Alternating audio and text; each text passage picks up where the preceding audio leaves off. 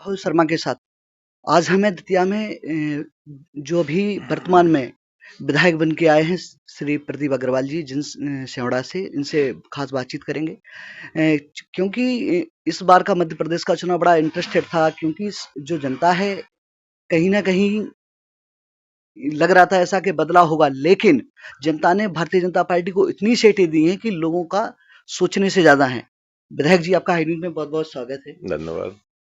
आप पहले विधायक थे, फिर बीच में ये 5 साल के लिए घनश्याम सिंह जी वहां विधायक रहे हैं, तो आप जो क्षेत्र में चुनाव दौरान घूमे हैं, तो आपको क्या लगा, क्या काम हुए हैं क्षेत्र में? मुझे तो नहीं लगता कि इन 5 वर्षों में सेवड़ा विधानसभा में कोई भी एक भी काम हुआ है। पिछले 5 वर्षों में जैसा मैंने 2018 में सेवड़ा को छोड़ा था, आज भी वैसा ही है। कोई एक भी नया काम नहीं हुआ है। मैं आपके क्षेत्र में गया, काफी मैंने जनता से बातचीत की, लोगों को लगा कि कहीं अगर हमारे प्रदीप जी जीत के आते हैं तो एक जो रेल के लिए आपने एक पत्र लिखा हुआ था, तो हो सकता है कि अगर वो जीत के आएंगे तो हम इस मुख्य मार्ग से जोड़े जाएंगे। और क्या है कि जहाँ से रेलवे लाइन होती है कहीं ना कहीं वहाँ उस क्षेत्र में विकास भी होता है। तो ये जो आपने वादा जनता से किया था, तो ये अपन कब तक पूरा करेंगे? नहीं, क्योंकि इसको पूरा करना मेरा काम नहीं है और ना मेरी इतनी सामर्थ्य है कि मैं पूरा कर सकूं। मेरा जो काम था मैंने 2016 में कर दिया था। 2016 में मध्य प्रदेश से एक अशासकीय संकल्प के माध्यम से प्रस्ताव पारित कराया था कि चूंकि भिंड से दतिया एक रेलवे लाइन हो, जिससे कि हम आवागमन के साथ साथ वहां उद्योगों की स्थापना भी कर सकें। और हमारे माननीय मुख्यमंत्री जी ने, हमारे विधानसभा अध्यक्ष ने उस प्रस्ताव को सर्वसम्मति से स्वीकार करके केंद्र सरकार को भेज दिया था। चूंकि मैं लगातार प्रयास में रहा और सांसद को पत्र लिखता रहा, लेकिन हमारे जो वर्तमान के विधायक थे उन्होंने इस संबंध में बिल्कुल जरा भी प्रयास नहीं किया।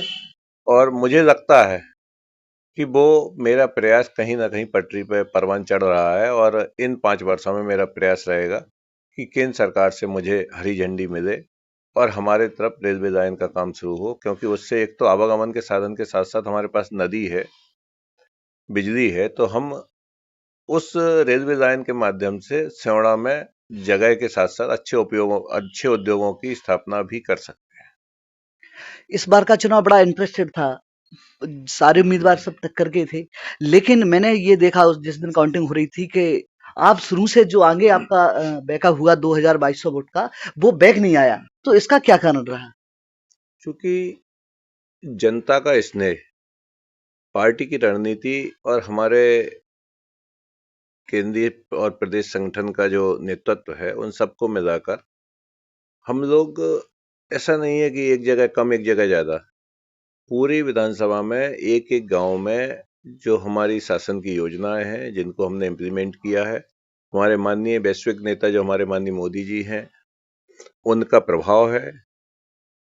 चाहे वो आवास के माध्यम से हो, अन्य योजनाओं के माध्यम से हो, और हमारे जो संगठन है, माननीय नरेंद्र सिंह जी, माननीय और सारे नेता, मध्य प्रदेश के संगठन के नेता हैं, बीडी शर्मा जी हैं, उन्होंने जो एक व्यूह रचना रची है, उन्होंने जो व्यवस्थाएं की हैं, उन व्यवस्थाओं के माध्यम से अंतिम छोर तक रहने वाले व्यक्तियों से हम लोगों का सीधा संवाद है। उस संवाद के माध्यम से लगातार प्रत्येक गांव में मुझे सम्मान मिला, आशीर्वाद मिला और लगातार वोट मिलते रहे, जिससे कि मैं कहीं भी नहीं पिछड़ा और लगातार संघर्ष करते हुए जीत को प्राप्त किया।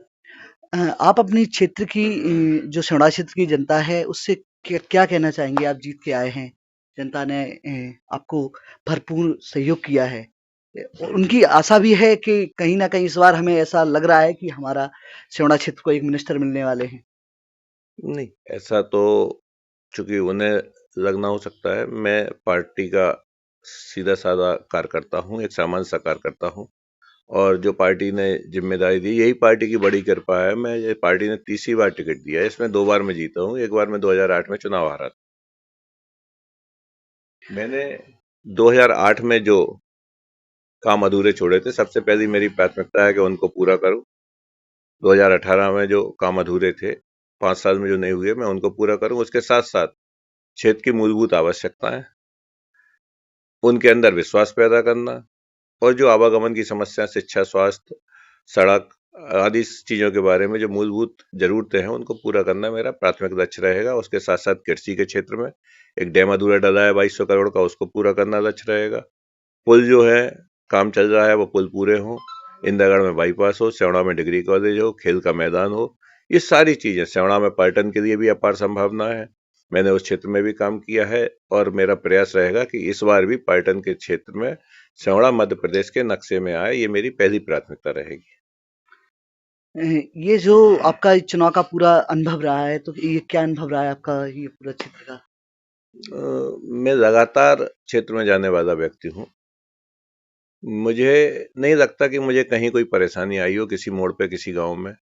थोड़े बहुत खट्टे मीठे अनुभव होते हैं, वो राजनीति में चलते हैं, लेकिन मुझे बहुत ज़्यादा दिक्कत नहीं आई और बहुत ज़्यादा संघर्ष भी मैंने नहीं किया। मैं रूटीन वे में जैसे उस दिन जाता था, चुनाव में भी गया, चुनाव के बाद भी गया और जब निर्णय आया 3 तारीख को, तो निर्णय के बाद भी लगातार मेरा गांव में जाने का सिलसिला चालू है। मैंने न पहले रुका, न आज रुका। मैं सतत संपर्क बनाए रखता हूं और मुझे नहीं लगा कि इस चुनाव में भी मुझे किसी प्रकार की कोई कठिनाई आई हो।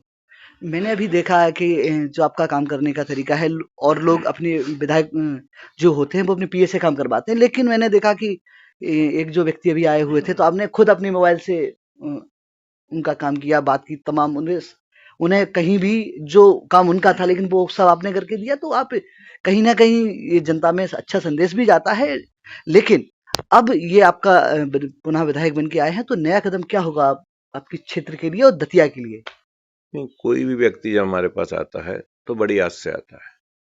मैं आज अगर विधायक हूं तो उनके कारण ही हूं। मेरा अपना उसमें कोई रोल नहीं है। जनता ने मुझे चुना है, तो मेरा दायित्व बनता है कि अंतिम क्षण तक जनता के लिए समर्पित रहूं, अंतिम क्षण तक जनता के लिए काम करूं, परिणाम कोई भी हो।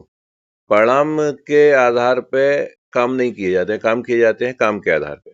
उसकी जरूरत है और मुझे पूरा करना है।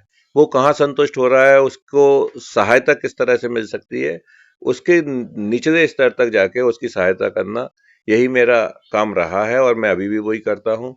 ये कोई विषय नहीं है कि पीए से कराना है या दूसरे के फोन से करना है। जैसी व्यवस्था होती है, जैसा समय होता है, उस समय के अनुसार व्यक्ति को संतुष्ट करना, हमारे कार्यकर्ता को, हमारे मतदाता को संतुष्ट करना हमारी पहली प्राथमिकता है और उस आधार पे ही मैं काम करता हूँ। उसको लाभ मिले, ये मेरी पहली प्राथमिकता रहती है। क्षेत्र के लिए मैं लगातार काम करता रहूंगा। दतिया, चूंकि हमारे माननीय डॉक्टर नरोत्तम मिश्रा जी हैं, हमारी भारतीय जनता पार्टी में जो चुनाव लड़ता है वो विधायक होता है। मेरा कार्यक्षेत्र स्यौड़ा विधानसभा है, तो मैं स्यौड़ा विधानसभा के कार्यक्षेत्र को ही देखूंगा। अपनी शेवड़ा क्षेत्र की जनता को क्या संदेश देना चाहेंगे?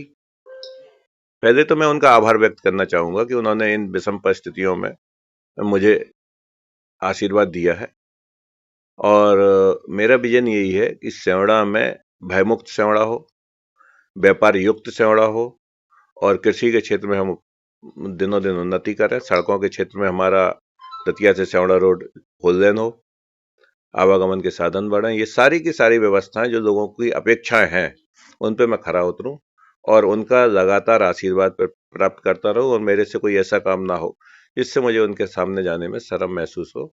मैं उनका बहुत आभार व्यक्त करना चाहता हूं और लगातार उनकी सेवा में समर्पित रहूं। ये थे हमारे साथ प्रदीप अग्रवाल जी, जो उन्हें काफी चुनाव का अनुभव बताया। कहीं ना कहीं वो जब से पॉलिटिक्स में आए शेवड़ा क्षेत्र में बराबर एक्टिव रहे हैं। काफी आज भी वो जनता के काम ऐसे करते हैं जैसे खुद का व्यक्ति खुद काम करता है। हमारे साथ थे प्रदीप अग्रवाल जी। हाई न्यूज देख रहे थे आप। राहुल शर्मा, राहुल भार्गव के साथ। नमस्कार।